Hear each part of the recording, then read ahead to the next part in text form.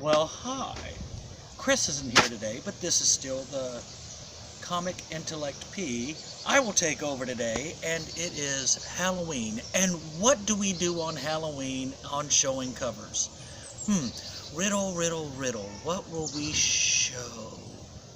How about creepy and scary stuff today? I've got a few that I have picked out since, of course, Chris is not here today. So we will start off today with just a few that I've picked out, and I hope you all enjoy. So the first one is Grim Tales of Terror. I like this cover. It's not amazingly scary, but it's got the little creepy spider in the back here, and kind of an Indiana Jones kind of, I'm stealing an idol, but I don't think he's going to make it very, very, very far with it.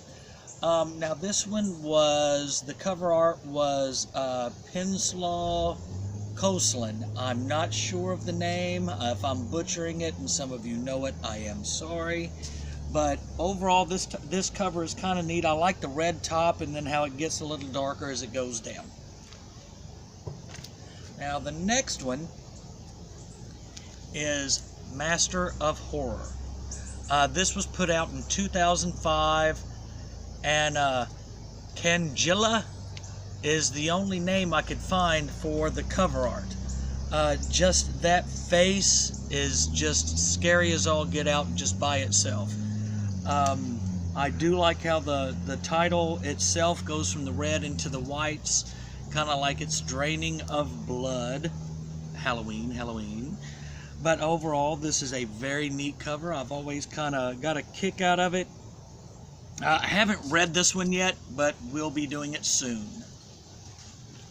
Now the next one is an older book. I've had this one for just a little bit. It came out in 1973. It is the Frankenstein Monster. It's number 7. It was put out in, like I said, November. And John Verpoten was the cover artist. I really like how it's almost a tribute, kind of a hulkish kind of cover. He's kind of strong, brutish. He's saving the lady, so we do know that the Frankenstein monster wasn't all that bad, but still kind of a neat horror cover from the classic kind of horrors back in the day. You know, Bela Lugosi, Chain, all of those. Very, very neat cover. The next one, I've got Moebius, the Living Vampire. The cover art was done by Ron Wengler, and it was put out in 1992. Now the face, very striking face, the red eyes with the purple irises and everything. Really, really striking cover. You've got the fangs and everything. Just really, really neat. And the dark blues and the grays on this just makes for an interesting cover. So I've always kind of liked this one as well. And this series was actually a pretty good series. Didn't last a long time, but it was still a neat series. Let's see, the next one I have for you. Haven't been able to read this. I've got into it here lately and I've been collecting them. And it is called Baby Teeth. It was put out in 2017. Gary Brown did the cover art. I just really kind of like this cover, that it's a story about a lady who's caring for a baby vampire. So just the eyes and the mouth on a baby that's the vampire, and you know exactly what that baby has been doing. Yeah, that's a little bit creepy. And so I had to add this one. Now some of them, like I said, are the newer comic books. Some are some of the older ones. So it's just ones that I've picked out that I like. Now the next one, I actually got this cover when I had purchased some other books. It didn't have a cover on it, but I really kind of liked this front cover page. It was the Saga of Johnny Blaze. I'm not sure what issue it is or who actually did the cover art. I can see it down there, but I haven't really looked into it that much. And but just showing the devil going up against Ghost Rider, it's just kind of neat, and I thought I would throw it in here as just an extra. So it's just a neat little book. Now the next one is just a little disturbing on a couple levels. The Rapture. This was number 3. This was put out in 2002, and Robert Ryan did the cover on this. Just seeing somebody tearing their own skin off to reveal a demon underneath, that's just a really neat cover. I have always got a kick out of that. The storyline was actually pretty good. If you've never seen it and you want to, I picked this up in a dollar bin and then found some of the other ones later on. It was actually a pretty neat story, and I actually enjoyed it. So if you have time and you find it, I would actually absolutely recommend that you go and check this out. Now, here's one that's just odd. It is Dead World. This was Dead World number 1, and this came out in 1986. Vincent Lucky did the cover on it. Not a whole lot to say about this cover. I mean, it's just a scary, creepy kind of cover.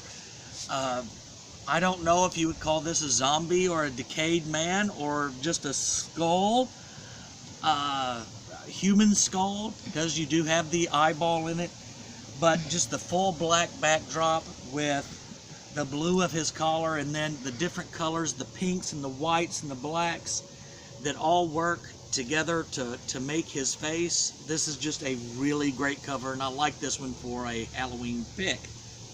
So now, this one I actually really like.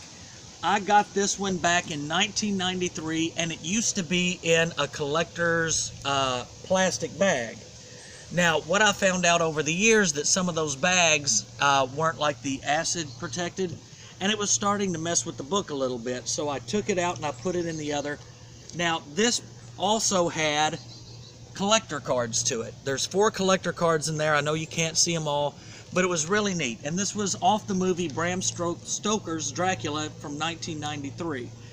I like the cover. It's dramatic. You have a little demon through it. You have, you know, Dracula in the back. Some of the hunters on the front. Now the reds and the oranges on this book is just fantastic. You just cannot beat this for a whole lot. It's just a neat cover, and I really like it. So now, the next one is from Image, and it's The Darkness number 12. There were 3 artists on this, and I can't remember exactly who they were that did the cover work on it, but just the idea of a demon fetus growing inside of your wife or loved one, yeah, that's pretty dang creepy right there. And I love the red title, and then the use of the oranges and the yellows there that lead into the dark browns, into the black. This is just a great creepy ass cover, and you can't beat it. Now the next one is off of a movie too, kind of like the Bram Stoker, but this is from '97, and this was Species. This was number 4 of a 4 little mini series. Mark A. Nelson did the cover on this, and I just like the cover work on it, and that tongue and those eyes are a little bit disturbing, so I thought I'd throw that in there. And I love the black and green in the title. It just kind of jumps off the page, and that's saying a lot, showing what's on this page. This face dominates the cover, but you can still make out the title very good. And I think they did a really good job, you know, using the color contrast to make everything work out. And the last one that I have for you today, it's a villain that a lot of you will recognize if you do know the Spawn world. It's Violator number 3. I cannot, Greg Patullo did the cover work, I believe is who it is, and I'm probably butchering that too. But just to see everything going on in here, the blood, you have a severed hand and entrails, the cop's head over here and his hat. There's a little mailbox down here that has a 666 on it, so that gives you an idea about Violator. But altogether, this is just a great, just scary, menacing cover, and it's just neat to look at. You can just stare at this all day. The storyline in it was pretty good. This comic didn't last all that long either, but still a decent read. I would recommend you pick that up. And these are kind of my choices for Halloween. If you like this, give me some comments that what you would like me to do next. I've got some others coming out. I've done some comic book shops that I'm going to be putting up here soon.